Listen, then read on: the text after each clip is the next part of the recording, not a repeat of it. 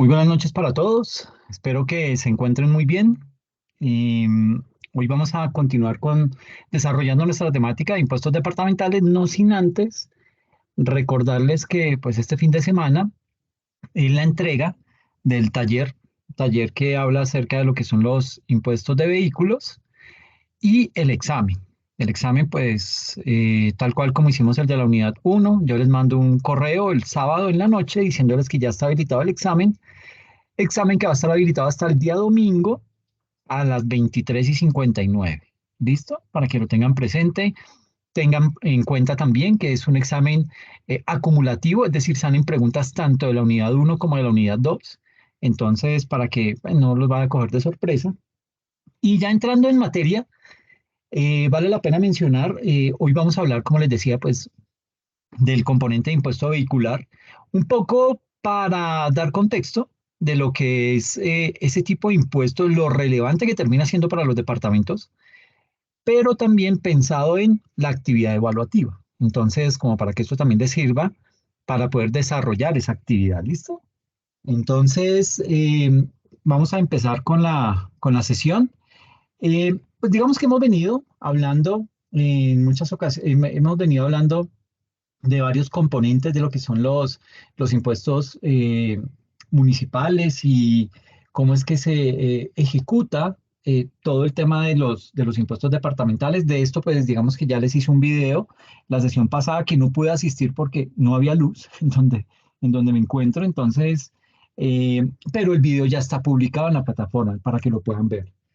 Y hemos venido hablando entonces de cómo son los ingresos y los gastos que tienen los diferentes municipios a nivel del país. Y en ese orden de ideas, hoy vamos a continuar hablando de otras temáticas que son bien importantes. Reitero, esto ya está en el video que está publicado en la plataforma.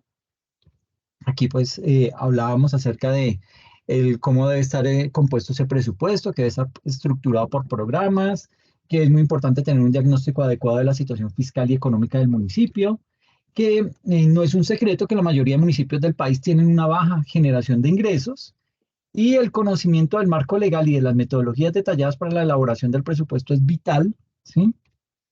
Y por último, es importante tener en cuenta el origen de los ingresos con los que cuenta el municipio. ¿Para qué? Pues para que asimismo le podamos hacer seguimiento al tema y pues digamos que podamos reducir ese riesgo, minimizar ese riesgo de corrupción. ¿Ok? Que de eso pues también vamos a hablar un poco. Hablábamos también acerca de lo que era la relación entre la nación y el municipio y aquí explicábamos un poco cómo está estructurado esos recursos que llegan al municipio y decíamos que el 55% de esos recursos se deben destinar a educación,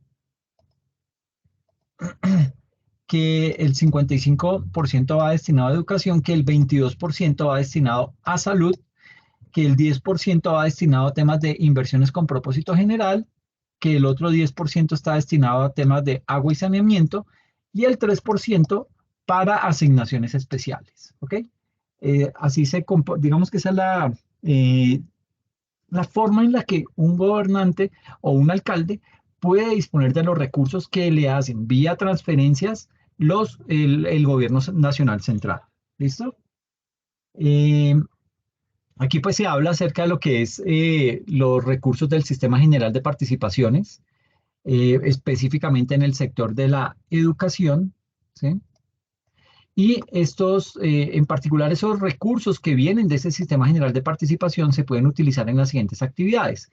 Primero, para el pago del personal docente y administrativo de las instituciones educativas públicas, contribuciones inherentes a la nómina y sus prestaciones sociales. En segunda instancia, construcción de infraestructura, mantenimiento, pago de servicios públicos y funcionamiento de las instituciones educativas. En tercer lugar, todo lo que es la provisión de la canasta educativa. Y en cuarto, las actividades destinadas a mantener, evaluar y promover la calidad educativa. ¿Okay? En el sector salud, ¿cómo se deben utilizar esos recursos? Pues básicamente se destinan para la financiación del régimen subsidiado de salud. Recuerden que hay un régimen contributivo y un régimen subsidiado. El contributivo es aquel al que aportamos los que tenemos un trabajo, digamos que formal. Y digamos que dentro de esos aportes, pues damos un componente para este tema del régimen subsidiado de salud, es decir, aquellas personas que o no tienen trabajo o están en el sector informal y no tienen cómo hacer los aportes, pues digamos que los que trabajamos en la parte formal aportamos para ese tipo de financiación. Obviamente, pues también lo hace el gobierno nacional, ¿ok? Eso pues para tenerlo presente. También digamos que hay que indicar que en ese orden de ideas, pues también para todo el tema del sector de agua y saneamiento, los recursos se deben destinar a todo lo que tiene que ver con los subsidios a la población de los estratos uno, 2 y 3. Y esto considero yo, y es un punto de vista muy personal, que no se debería dar subsidios bajo la figura de estratos, ¿ok? ¿Por qué no se debería dar bajo la figura de estratos? Porque en los estratos sociales hemos visto que hay personas que no requieren, no necesitan el subsidio, tienen una muy buena posición económica, solo que viven en esos estratos, sea porque vive la familia, sea porque se han criado en ese tipo de estratos desde muy pequeños y pues no tienen ningún inconveniente. Entonces, digamos que aquí se debe propender más como por afinar, afinar muchísimo más el tema del CISBEN con el propósito de destinarle ese subsidio a la población que realmente lo necesita y no por estratos.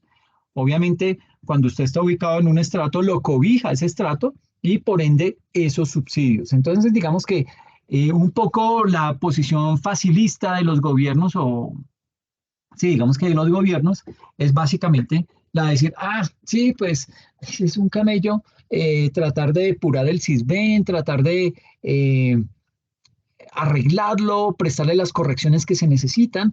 Entonces, más bien sigamos con lo de los estratos como para no desgastarnos y pues sí, sabemos que ahí hay gente que se beneficia, que no lo debería, que no se debería beneficiar, pero hagámosle a eso que es más fácil hacerlo de esa manera que ponernos a depurar el CISBEN.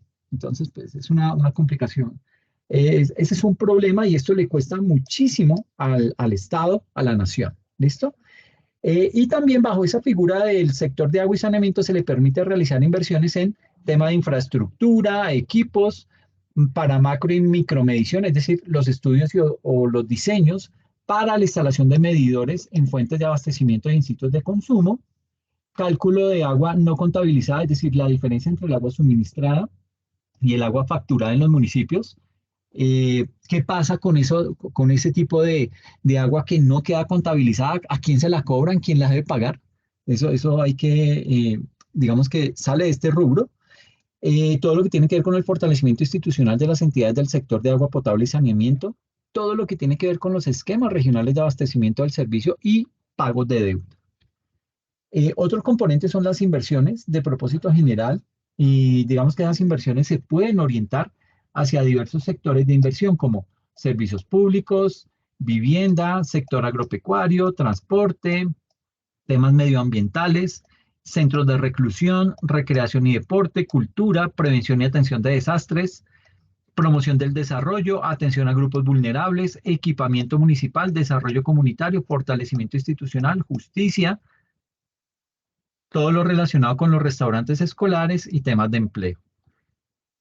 Y también todo lo que tiene que ver con ese rubro de asignaciones especiales, que esas asignaciones especiales van orientadas a cubrir, por ejemplo, todos esos municipios que tienen ribera con el río Magdalena, que por lo general en épocas invernales se tienden a inundar, pues digamos que ahí hay unos recursos precisamente orientados para atender ese tipo de emergencias. Todo lo que tiene que ver con alimentación escolar, todo lo que tiene que ver con los resguardos indígenas legalmente constituidos y el Fondo Nacional de Pensiones de las Entidades Territoriales, el famoso FONPET. ¿Ok? Entonces, básicamente, aquí lo que nos dice es que para temas de alimentación escolar se destina más o menos un 12%, para el tema de resguardos indígenas legalmente constituidos un 13%, para el tema de los municipios con ribera en el río Magdalena apenas un 2%, y para el FOMPET, que es todo el tema pensional de las entidades territoriales, un 73%. Esto es lo que se come todo este tipo de asignaciones especiales. ¿Ok? Que pues digamos que ahí habrá que mirar pues, también cómo se puede mejorar este tema, pero por lo pronto así es como se encuentra. Y hablando un poco acerca de lo que es el sistema general de regalías, esos recursos se distribuyen de la siguiente manera. El 62% de los recursos, bueno, ¿qué son las regalías? Las regalías son aquellos ingresos que le otorgan a ese municipio, a ese departamento, así se hacía anteriormente, ¿sí? Por allá como hasta el 2014. Las empresas que se dedican, por lo general las que se dedican a extraer petróleo, carbón, todo este tipo de minerales, tratan tratan como de generar un impacto de bienestar a esa localidad que se está viendo afectada por la extracción de esos minerales, tratan de darle unos recursos para que ellos lo inviertan en en bienes que le retribuyan alguna satisfacción o bienestar a la población. ¿Ok? ¿Qué pasaba? Que esos recursos pues se perdían. Esos recursos básicamente, ¿qué se hacían? Pues eran fruto de todo el tema de la corrupción de los gobiernos, tanto locales como municipales. Y pues esta gente lo que hacía era, decían, sí, vamos a iniciar tal obra y compraban el terreno y para de contar, no hacían más y el resto de la plata se la robaban directamente. En el gobierno Santos lo que se hizo fue decir, mire, no más vamos a parar esa guachafita, vamos esas empresas me van a girar a mí esos recursos de regalías, me las giran, no, yo no me voy a gastar esa plata, yo la voy a reinvertir en los estados, pero esto va a ser para el beneficio nacional, ¿ok? Ya no es solamente para ese municipio, ¿ok? Obviamente ese municipio pues va a tener una destinación mayor, pero es el gobierno nacional central el que se va a encargar de distribuir esos recursos, ¿ok? Entonces, ¿qué pasa? Esto tiene una implicación porque es que usted dirá, bueno, pero entonces esto afecta, esto incrementa el presupuesto anual, ¿no? Esto digamos que esto es una distribución que se hace cada 2 años, entonces no hace parte de los presupuestos de los gobiernos locales, ¿ok? Entonces, digamos que ellos no pueden contar con esta plata porque no se sabe, digamos que ellos, las empresas pagan esas regalías con base en básicamente digamos que dependiendo lo que extraigan a nivel de esos minerales, ¿ok? Y una vez ya se tiene ese sistema general de regalías, ya se sabe cuánto es lo que se va a distribuir, cómo se distribuye.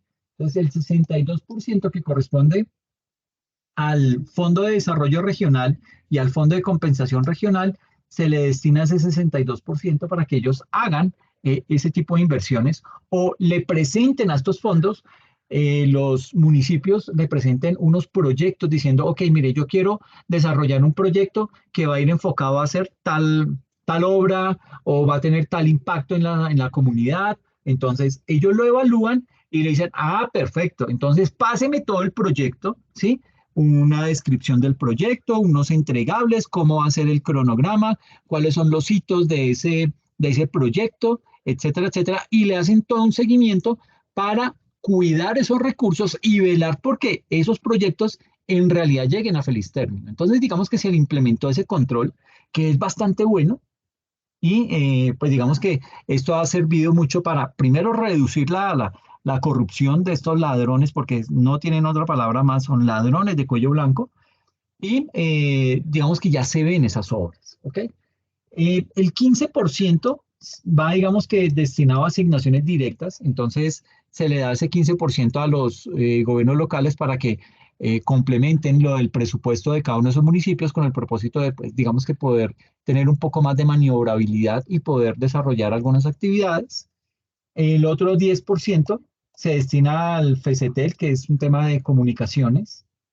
El 7% se destina al FOMPET, que es el tema del Fondo Nacional de Pensiones Territoriales, y el otro 6% se destina a funcionamiento del Sistema General de Regalías y otros, es decir, a esa entidad que se creó, que es la que administra estas regalías, pues digamos que de todos esos recursos, el 6% va para el sostenimiento de esa entidad.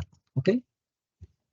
Entonces, mire todo lo que se gasta a nivel de municipios. Entonces, a veces tenemos la concepción un poco errada en pensar que solamente el tema de los ingresos de un municipio, pues son sus impuestos y pare de contar. No, mire que le llega recursos también por otros medios, pero ya ahora con una gran ventaja y es que eso va más controlado.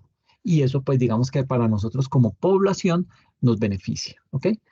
Entonces, pasando ya al tema de herramientas y mecanismos para lograr una administración transparente. Aquí pues obviamente el mismo título lo dice, tenemos que hablar acerca de lo que es la transparencia de la administración municipal. Y es del interés de todos nosotros, ¿sí? Y cuando digo de todos nosotros, meto en esa misma bolsa a los ciudadanos y los funcionarios públicos que los recursos de ese municipio o de todos los municipios a nivel del país se administren de forma transparente. ¿Con qué propósito? Pues básicamente para poder alcanzar, digamos que se trazan unas metas y para poder alcanzar esas metas es muy importante entender las maneras en las cuales se malversan los fondos, ¿sí? Esos fondos públicos, al igual que los mecanismos con los que se pueden combatir esos comportamientos. Entonces, lo que vamos a hacer de aquí en adelante es explicar cuáles son los actos de corrupción más comunes y cómo poderlos contrarrestar a través de qué? A través de nuestra participación como ciudadanos, lo que se conoce como participación ciudadana, desde una, digamos que en una orilla del río y desde la otra orilla del río, todo lo que tiene que ver con las entidades de control del Estado, ¿ok? Cómo intervienen ellas y cómo entre los dos, participación ciudadana y entidades de control, podemos hacer esa sinergia para poder, entre todos, tener una buena veeduría frente al destino de esos recursos públicos. ¿Ok? En ese orden de ideas, entonces hay que hablar de lo siguiente. Sucede que en esta, dentro de esas herramientas y mecanismos para lograr una administración transparente, tenemos que determinar cuáles son los riesgos de corrupción, tenemos que determinar cómo interviene la participación ciudadana y obviamente qué papel juegan las entidades de control en este tipo de situaciones. Entonces, hablemos de la primera, de lo que son los riesgos de corrupción, ¿sí? En ese orden de ideas, digamos que en el manejo de los recursos públicos, siempre son posibles los actos de corrupción. O sea, ese es un riesgo inherente a la función pública, ¿sí? Tenemos que convivir con él. ¿Qué es un riesgo inherente? Es propio de la actividad. Entonces, por ejemplo, un riesgo inherente para un taxista, ¿cuál va a ser? Salir a la calle y de pronto estrellarse. Entonces él tiene que vivir con ese riesgo, sí, que de pronto lo minimiza o lo trata de, ese tiene una palabra específica, se me puede retirar la paloma. Eh, ¿Cómo ataca ese riesgo? Pues básicamente con un seguro, ¿sí?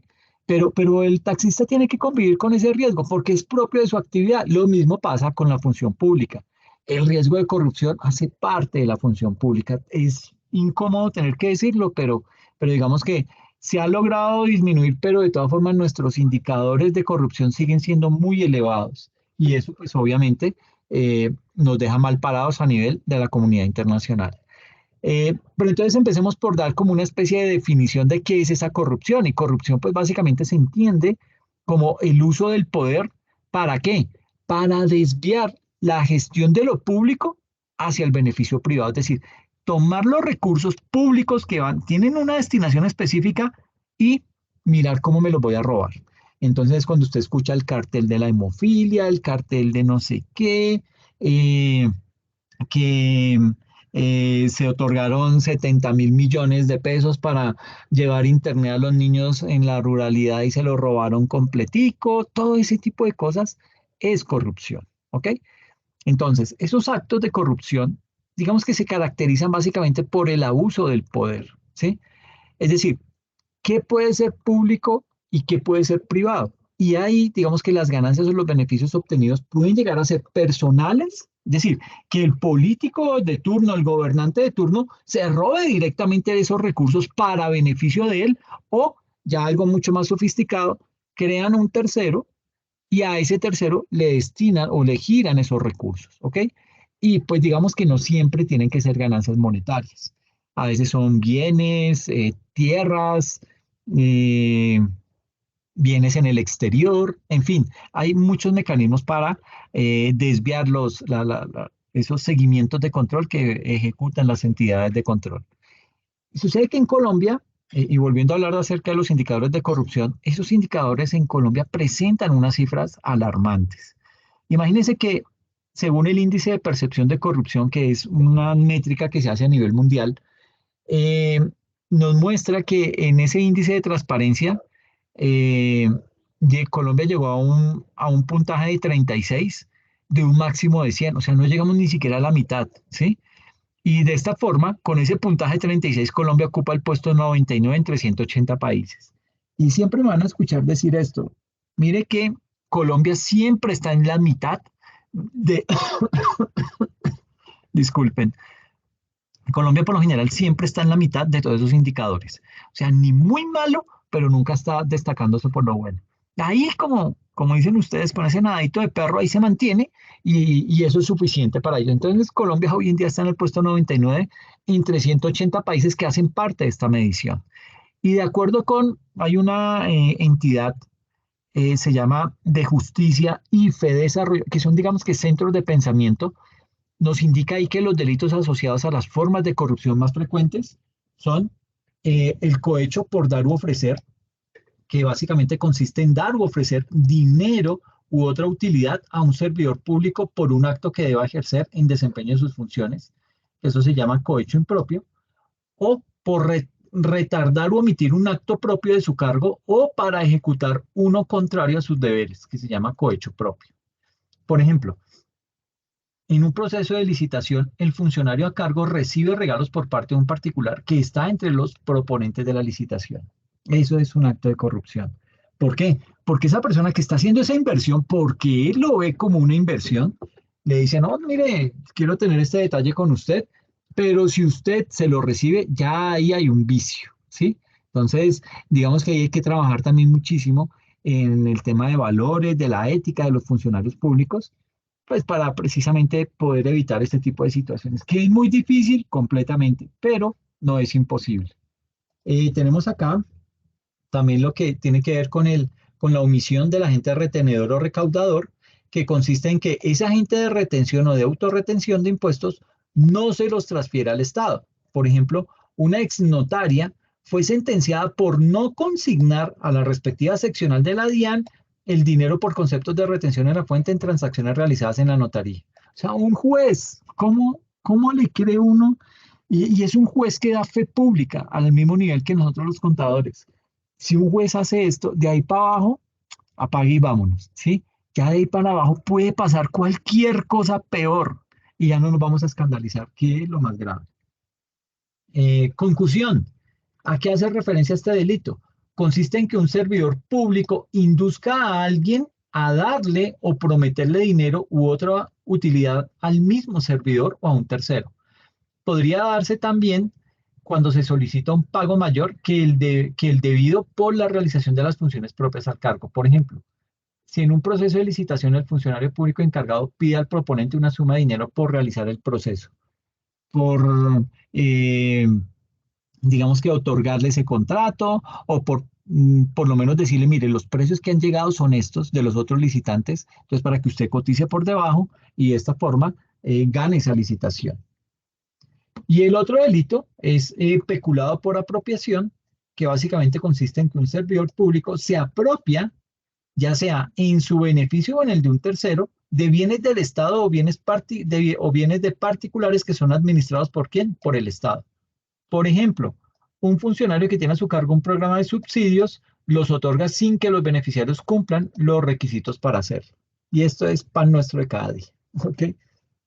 Básicamente estos son, hay muchísimos más, estos son de pronto los más conocidos, pero básicamente estos son ejemplos de crímenes, ¿sí? Que junto con otros del mismo tipo, pues están tipificados dentro del Código Penal. Eso está dentro de los artículos 397 al 434 de ese Código Penal, o sea, es un delito, ¿ok? Pero con todo y eso se salen con la suya y no les pasa nada. ¿Mm? Qué ironía, ¿no? Entonces, digamos que también existen unas conductas que significan un riesgo de corrupción, como cuáles, como las disciplinarias que se encuentran dentro del código disciplinario o las fiscales que se derivan de las disciplinarias o de un mal manejo de los recursos y que generan un detrimento patrimonial para el Estado. Entonces, básicamente, eh, digamos que de esta manera, como parte de la política anticorrupción del Estado, digamos que existen unos lineamientos ¿para qué? Para la gestión del riesgo de corrupción en las entidades públicas que incluyen una serie de procesos ¿para qué? Para poder identificar, para poder valorar y para poder mitigar, era la palabra que quería decir ahorita cuando estábamos hablando del caso del taxista, para poder mitigar la ocurrencia de riesgos de corrupción y cuyo resultado, en qué para todo ese tipo de identificar, valorar y mitigar la ocurrencia de los riesgos en un mapa de riesgos, ¿ok? Y ese es un mapa de riesgos que debe ser publicado anualmente por cada entidad pública, para que todos como ciudadanía nos demos cuenta de cuáles son los riesgos más importantes que tiene esa entidad para poder hacer gestión sobre si se están aplicando políticas para minimizar esa ocurrencia de ese tipo de riesgos. ¿Ok? Eso desde lo que son los riesgos de corrupción. Ahora miremos lo que es la participación ciudadana. Digamos que la participación ciudadana es muy importante y yo creería que es necesaria en la construcción de un presupuesto, pero un presupuesto que esté acorde con la realidad social y económica de ese municipio. Y en ese orden de ideas, digamos que la ley 1757 del año 2015, en todo aquello que corresponde puntualmente a la participación en la formación de en la formulación de ese presupuesto, establece esa ley que los gobiernos regionales y los gobiernos locales promueven el desarrollo de mecanismos y de estrategias de participación en la programación de sus presupuestos, así como en la vigilancia y en la fiscalización de la gestión de los recursos públicos, y que los gobiernos de los entes territoriales previstos en la Constitución y la ley podrán realizar ejercicios de presupuesto participativo en los que, digamos que se pueda llegar a definir de una manera participativa la orientación de un porcentaje de esos ingresos municipales que esas autoridades, llámese alcalde, gobernadores, definan autónomamente, digamos, y que todo esto esté como que se hable, que todo eso esté en consonancia con los objetivos y las metas de esos planes de desarrollo. Y digamos que todo esto tiene un propósito y es el de dar un cumplimiento a esos lineamientos y para poderle dar cumplimiento a esos lineamientos, ¿qué se ha hecho? Se han establecido unos mecanismos de participación de muchas índoles, ¿sí? ¿Por parte de quiénes? De algunos municipios. Por ejemplo, en la ciudad de Medellín se aplica una metodología que está basada en 4 fases para lograr una planeación participativa del desarrollo local. Entonces, la primera es la planeación participativa, la segunda tiene que ver con la priorización participativa, la tercera tiene que ver con la ejecución y la última con el seguimiento. ¿Ok? Entonces, digamos que son 4 etapas que resultan ser muy interesantes. Esto, digamos que hace referencia a la ley 1712 de 2014, que es en donde se establecen las disposiciones relacionadas con el acceso a la información pública de todas las entidades públicas. Es decir, nosotros tenemos acceso a ese tipo de información. Lo que pasa es que no hacemos uso de este tipo de herramientas. ¿Y qué quiere decir esto de planeación participativa? Digamos que esa planeación participativa consiste básicamente en llegar a una serie de acuerdos con los actores del territorio y eso se hace mediante la conformación de unos consejos comunales y digamos que ahí se rigen por una estrategia de diálogos sociales. Eso es planeación participativa. Pero así como en una planeación participativa hay una priorización participativa, que eso hace referencia a la definición por parte de la ciudadanía de qué, de unos proyectos prioritarios a ser financiados. Es decir, la población dice, ok, a mí me interesaría o me gustaría que se hiciera primero tal proyecto, ¿sí?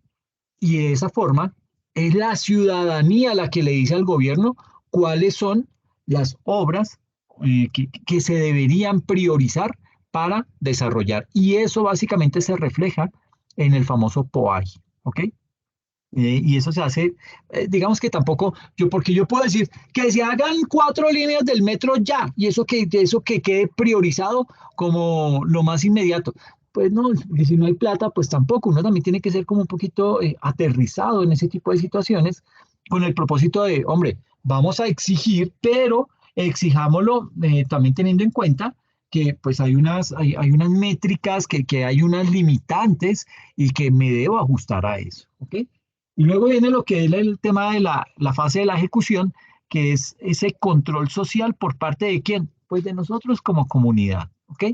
Y viene una última etapa que hace referencia al seguimiento, y digamos que hay esos procesos de seguimiento o también la llaman como fase de monitoreo o de control y de valoración. Esa fase se hace de acuerdo a sistemas de seguimiento que han sido implementados por quién, por esa administración local, pero al que tenemos acceso nosotros como ciudadanía, ¿ok? Entonces es bien importante ese tema y digamos que en Medellín ha funcionado muy bien, y se ha visto el desarrollo. Entonces, digamos que son temas que se deben copiar en otros municipios. Entonces, hay que hacer referencia a que otros municipios implementan estrategias en el mismo sentido, aunque digamos que depende también del tamaño y de la capacidad institucional de esos municipios. Y de esa misma manera, el gobierno, ¿qué hace? El gobierno define unos lineamientos para que el proceso sea llevado a cabo por medios electrónicos y eso pues digamos que está orientado a facilitar la participación ciudadana. ¿Listo? Eh, Ahora bien, digamos que además de la participación puntual en temas presupuestales, hay una serie de mecanismos mediante los cuales nosotros como ciudadanos podemos participar en las decisiones de esas entidades territoriales. Y para eso, digamos que la ley 1757 del 2015, en varios de sus artículos estipula que las administraciones, ¿qué deben hacer? Ellos deben designar a las secretarías para poder establecer un sistema de participación. Y además, digamos que ahí dentro de todo eso se establecen unos derechos ciudadanos frente a los procesos de participación. Y en ese orden de ideas, entonces digamos que aquí se indica que dentro de esa participación ciudadana se espera participar en las fases de planeación, implementación, seguimiento y evaluación de la gestión pública y del control político. Se espera ser informado oportunamente y con claridad sobre el derecho a la participación ciudadana, que no sea algo por allá amarrado, que no sea algo lleno de mañas que solamente llevan a los amigotes de siempre y que ellos aprueban allá todo. Entonces, esto debe ser totalmente transparente. Y en el caso de las expresiones asociativas formales e informales, ser sujeto por parte de las administraciones públicas de acciones enfocadas a qué? A su fortalecimiento organizativo. ¿Ok? Y también se obliga a recibir información oportuna y veraz para poder ejercer las acciones de participación. Y por último, recibir capacitación para una mayor comprensión de la gestión pública y las políticas públicas, porque de harto sirve el hecho que usted quiera ayudar a ejercer control, pero si no entiende nada, entonces todo lo que le dicen usted lo termina aprobando y pues peor, porque termina usted convirtiéndose en cómplice de ese tipo de situaciones. Y es por el simple hecho de no entender las cosas, porque la gestión pública difiere muchísimo de la privada. Entonces, digamos que ahí es bien importante también que nos capacitemos frente a eso y eso es un rol que debe desempeñar ese gobierno local o municipal. ¿Listo? Mm, pero así como hay estos derechos, también existen una serie de deberes para nosotros como ciudadanos que son propios del proceso de participación ciudadana. ¿Cuáles son esos deberes que debemos tener, que debemos cumplir? Informarnos sobre los aspectos de interés público sobre los cuales pretendemos promover discusiones públicas, sobre aquellos sometidos a discusión por las autoridades públicas o sobre aquellos que dispongan las instancias que integran la oferta institucional de instancias de participación ciudadana, respetar las decisiones tomadas en las instancias de participación ciudadana y, por último, para el caso de las expresiones asociativas formales, rendir cuentas a quienes las integran y o a las comunidades a las que representan de las discusiones y decisiones adoptadas. ¿Ok? Y aquí, entonces, pasamos al tercer ítem, que son las entidades de control. ¿Ok? Y digamos que digamos que hay entidades de control desde lo nacional como desde lo municipal. Y existen varias entidades que tienen una serie de funciones que están relacionadas con el control fiscal, pero también con el control disciplinario de esas actuaciones de quiénes, pues de los funcionarios públicos, porque ellos son los encargados de administrar esos recursos. Entonces, todo esto se puede agrupar en las siguientes categorías, estas entidades de control. Entonces, tenemos unas entidades de control con enfoque disciplinario, que es básicamente realizado por el Ministerio Público que está conformado por la Procuraduría General de la República y por la Defensoría del Pueblo, ¿ok? Esto desde el carácter nacional, así como las personerías municipales y distritales a nivel territorial, que están representadas por un personero.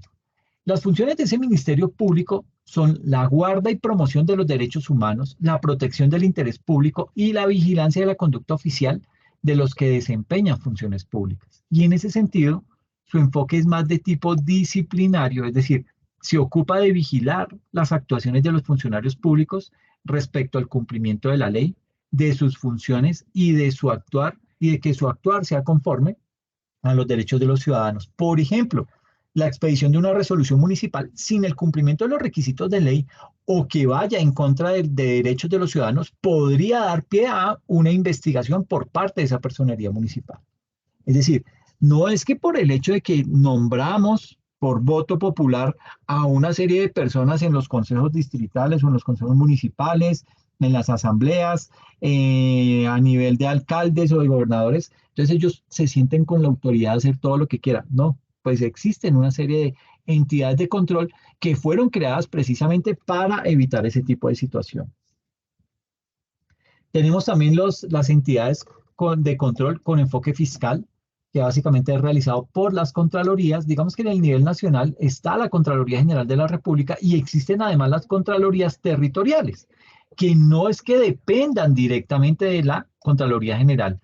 Y esas Contralorías territoriales se clasifican en grandes, medianas, pequeñas y especiales.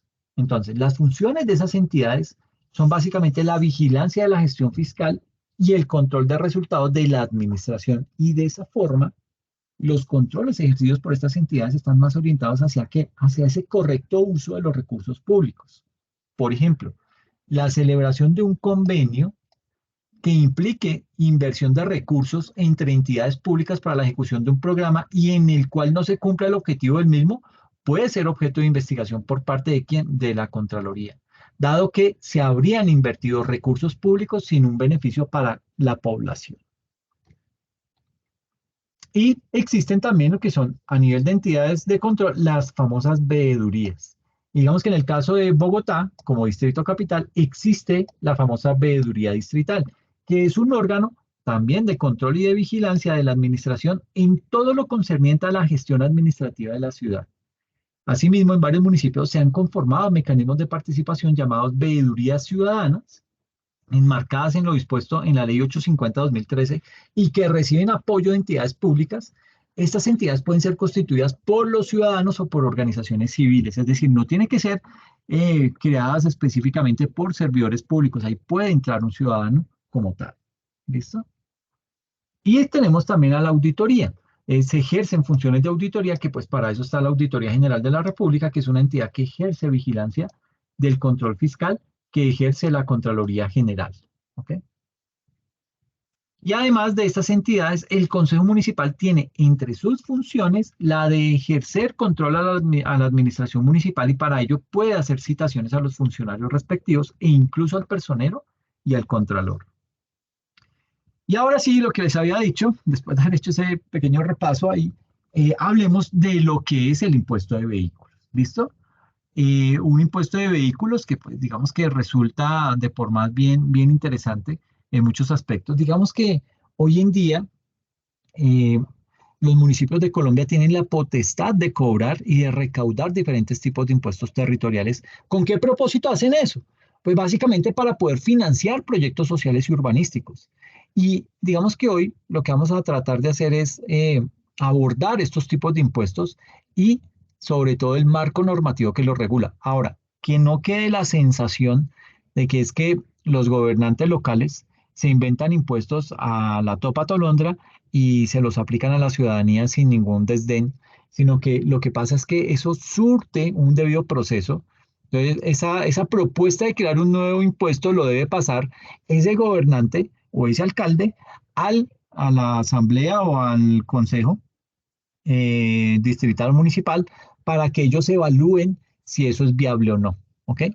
Y pues en muchos casos eso lo derogan porque dicen, no, ya la población tiene muchos impuestos y ponerle esto es exponernos a que salgan a la calle, se haga una manifestación bien tremenda y hasta que eso le cueste poder político al gobernante de turno. Entonces, pues digamos que se cuidan mucho de eso. Hay que tener presente que según el numeral 9 del artículo 95 de la Constitución Política en Colombia, nos dice que todos los habitantes del país debemos contribuir a la financiación de los proyectos públicos mediante ¿qué? Mediante el pago de contribuciones, tasas e impuestos. Dicho esto, los municipios y los departamentos de Colombia tienen la potestad de definir los impuestos mediante los consejos municipales y las asambleas departamentales. ¿Para qué? Pues precisamente para buscar esa financiación de proyectos que pueden ser proyectos sociales, pueden ser urbanísticos y además cómo se va a hacer el cobro y el recaudo de esos impuestos territoriales, ¿ok? Porque hay algo que se debe tener presente y es que dentro del componente de impuestos se deben cumplir unos principios, ¿ok? Está el principio de capacidad tributaria, de justicia tributaria, de equidad y todo esto. Entonces, básicamente el principio de capacidad tributaria lo que hace es medir si esas personas pueden o están en capacidad de realizar esos pagos de esos impuestos, ¿ok? Porque no es crear un impuesto por crearlo, ¿sí? Porque si no estaríamos casi que dando un retroceso de 1000 años y estamos llegando a la época de la monarquía, en donde la monarquía imponía sus impuestos sin importarle si las personas podían o no podían pagar eso. Simplemente ellos necesitaban cubrir todos los excesos que tenían como monarquía y pagarles los lujos que ellos querían, a los cuales querían acceder. Entonces, digamos que hoy en día existen diferentes impuestos territoriales. Por ejemplo, el impuesto de industria y comercio, que es, deseamos hablar más adelante, pero es un tema para revisar con lupa. Está todo el tema del impuesto vehicular, la sobretasa bomberil, el impuesto predial. Estos impuestos ya los vimos en sesiones anteriores. Todo lo que tiene que ver con el alumbrado público, la sobretasa a la gasolina, el impuesto de avisos y tableros, entre muchos otros. ¿Ok? Y adicional a eso, los municipios y los departamentos también tienen la potestad de ¿qué? De establecer ese calendario en donde aparecen esas fechas de vencimiento de esos tipos de impuestos y obviamente pues el marco normativo que lo regula, ¿ok? Entonces, teniendo en cuenta eso, hay que indicar que pues en esta sesión vamos a abordar uno de los impuestos territoriales más importantes y que genera unos muy buenos ingresos a los territorios. Y en ese caso estamos hablando puntualmente del impuesto de vehículos, ¿ok? Un impuesto de vehículos que, pues básicamente, eh, tiene una serie de características, ¿sí?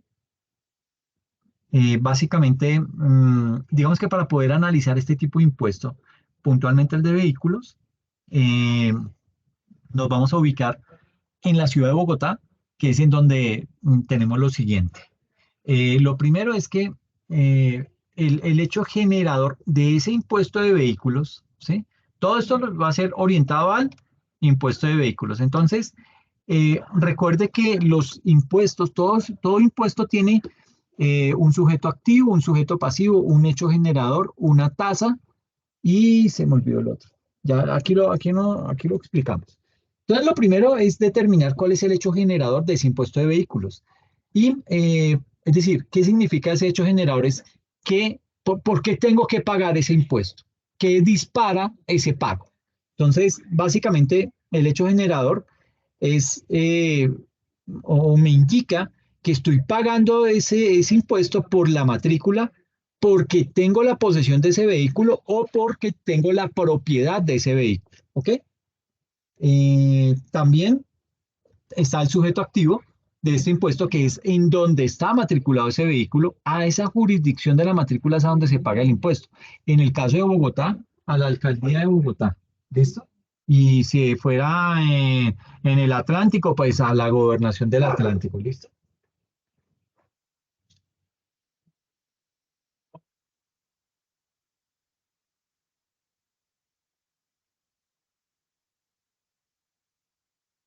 En tercer lugar, tenemos el sujeto pasivo.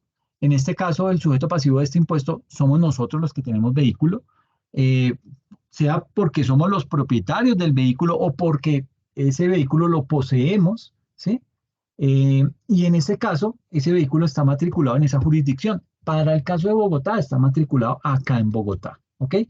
Aquí también se incluyen los vehículos de servicio público. ¿Listo? En cuarto lugar, ¿cuándo se causa el impuesto? Ese impuesto se causa el 1 de enero de cada año, con excepción de los vehículos nuevos, porque cuando llega el vehículo nuevo, en el momento en que ingresa al país, en ese momento se causa el impuesto. Pero de resto, es siempre el tema de, digamos que se causa el 1 de enero de cada año. En quinto lugar, ¿cuál es el periodo gravable de ese impuesto? El pago de este impuesto se realiza cada año en dos fechas.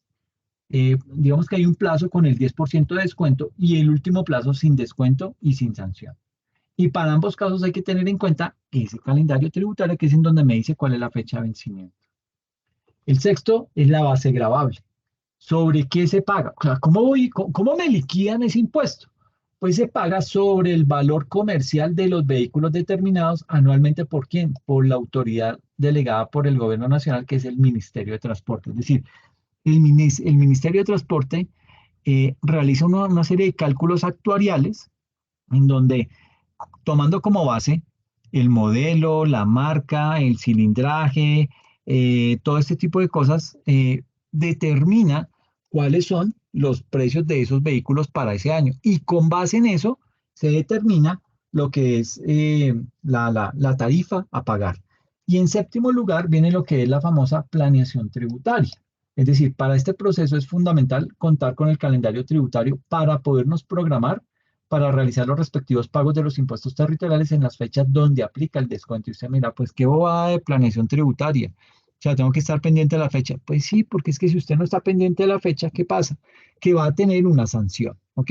Y recuerde, esas sanciones no son descontables del impuesto de renta. O sea, que si usted paga impuesto de renta, no va a poder meter dentro de esa canasta de descuentos los pagos de sanciones tributarias porque no se los van a reconocer. Entonces, pues digamos que hay que tener mucha precaución frente a ese tipo de cosas. Entonces, estos son los 7 componentes de ese impuesto de vehículos, ¿ok?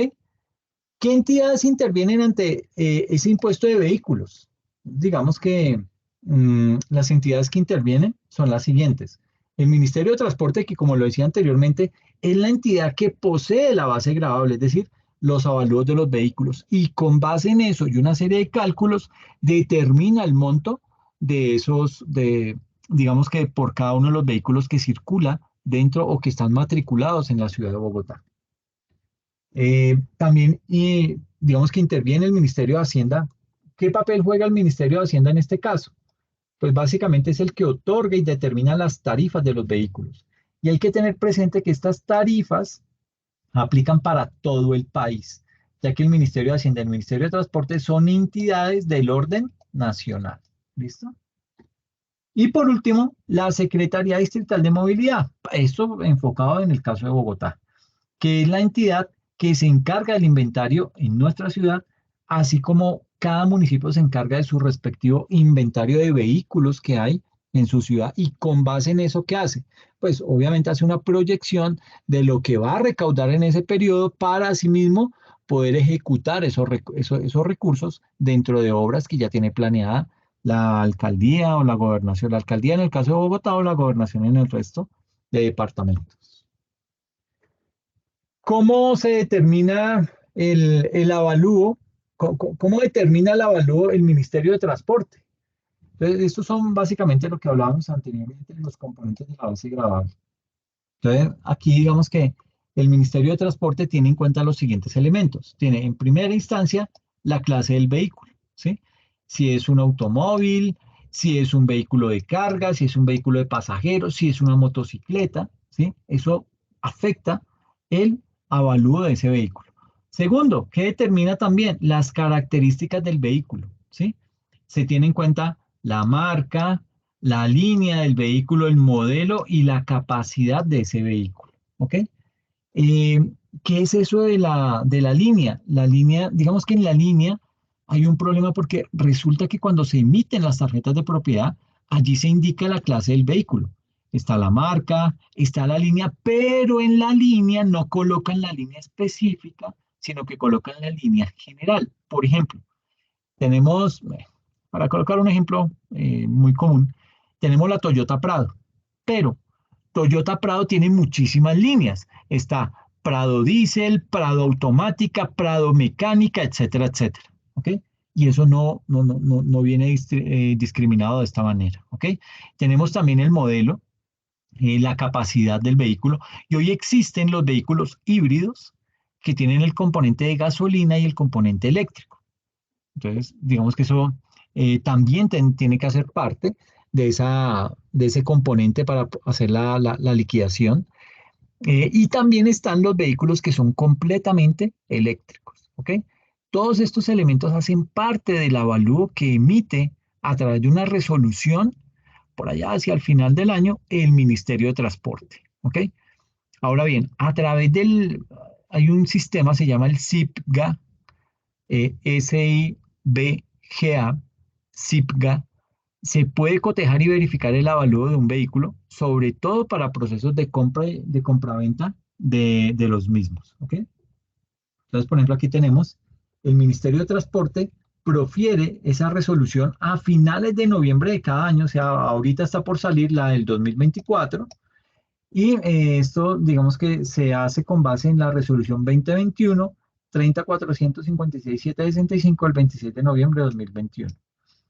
Aquí se mira en esta página web.mintrasporte.gov.co/sipga/home/index. Ahí va a encontrar toda la descripción de los diferentes vehículos por modelo, por línea, por capacidad, etcétera, etcétera, como para saber eh, más o menos ir proyectando el pago de ese impuesto para el próximo año, ¿ok?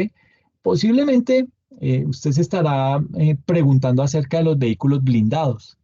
Pues bien, eh, para ese tipo de vehículos, para el caso puntual de Bogotá, se le liquida un 10% adicional a la base gravable y si el vehículo es clásico o antiguo, se liquida el 50% de la base gravable. Entonces, digamos que aquí está estos componentes.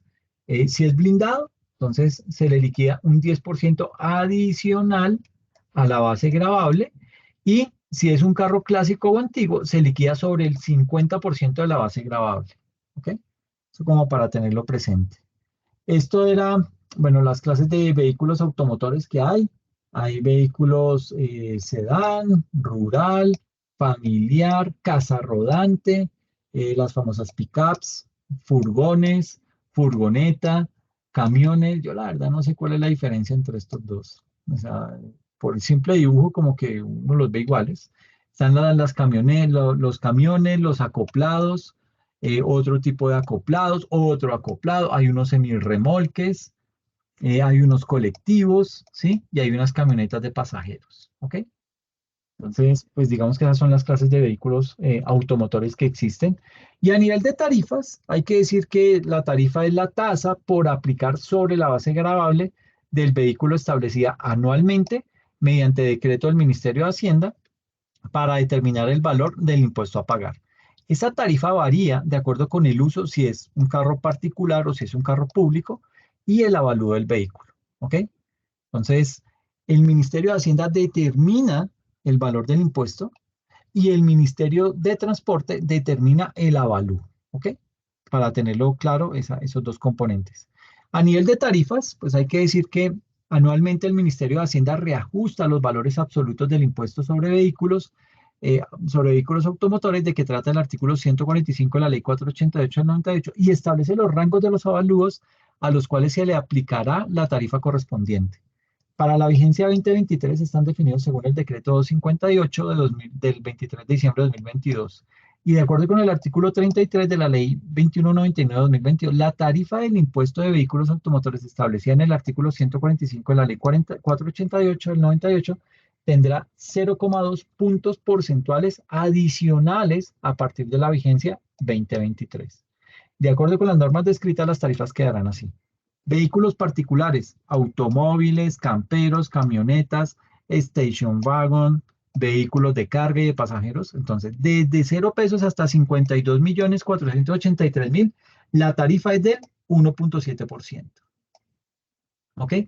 ¿Sobre qué? Sobre el avalúo que ha dado el Ministerio de Transporte. Entonces, si su carro vale 30 millones, está en este rango, de 0 a 52 millones. ¿Qué tarifa le aplica? El 1.7. ¿Ok? Si es un vehículo que vale más de 52.483.001 pesos y hasta el tope de 118.083.000, la tarifa es del 2,7%. Y si el vehículo vale más de 118 millones, la tarifa del impuesto es del 3,7%. ¿Ok?